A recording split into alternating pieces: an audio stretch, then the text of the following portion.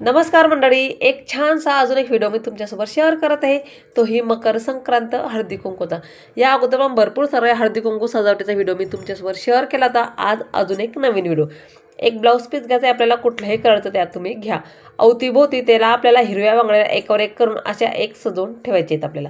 हिरवी बांगडी जर नसेल तुम्ही लाल कलरची बांगडी किंवा हिरवी बांगडी दोघीपैकी एक बांगडीचा इथं उपयोग करा. त्याच्या खाली आपल्याला एक फूल ठेवून द्यायचं. कुठलंही फूल तुम्ही त्यामध्ये ठेवा. त्याच्याच वर अवतीभोवती हळदी कुंकवाचे एक एक वाटी ठेवून द्यायची. पुन्हा आपल्याला एक एक फूल ठेवून द्यायचे.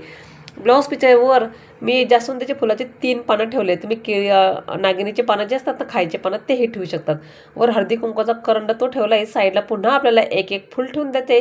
सूर्यफूल किंवा झेंडूचे फूल किंवा गुलाबाचे फूल, कुठलंही फुलं तुम्ही त्यात तुम्ही घालू शकता. ब्लाऊज पीसच्या वर आपल्याला एक बांगडी ठेवून द्यायची. त्यावर तांदूळाची रास घालून घ्यायची. तांदूळाच्या राशीवर आपल्याला एक नथ घालून घ्यायची. त्याच्या खालीच आपल्याला जोडवे घालून घ्यायचे. आणि त्या ब्लाऊज पीसच्या वर एक एक गुलाबाचं फूल मी इथं घातलं आहे. गुलाबाचे फूल जर असेल तुम्ही कुठलंही फूल तुम्ही घालू शकता.